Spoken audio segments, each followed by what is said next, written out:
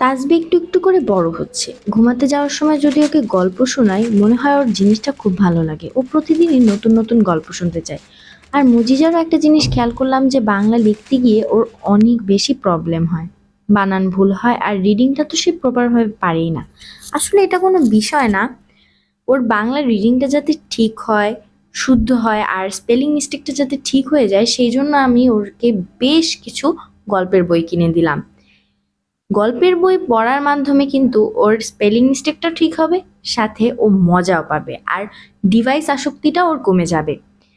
এই বইগুলো আমি নিয়েছি লিটল হ্যাভেন বিডি এই পেজটা থেকে। বইগুলোর কোয়ালিটি খুবই ভালো ছিল আর বইটা দেখতে অনেক সুন্দর, কালারফুল। প্রত্যেকটা বইয়ে সুন্দর রঙিন রঙিন ছবি দেওয়া ছিল। প্রত্যেকটা গল্পের সাথেই অ্যাটাচ করে একটা একটা ছবি দেওয়া ছিল। আর প্রত্যেকটা বইয়ের মাঝে 6 থেকে 8টা গল্প ছিল। আর প্রত্যেকটা গল্প এত ইন্টারেস্টিং। তাসবি তো সবচেয়ে বেশি খুশি হয়েছিল ভূতের গল্প এই বইটি পেয়ে। ওরা দুইজন এত খুশি হয়েছে বইগুলো পেয়ে, আর বইগুলোর কোয়ালিটি আসলেই অনেক ভালো ছিল। ভেতরের ছবিগুলো খুবই খুবই খুবই খুবই ভালো ছিল।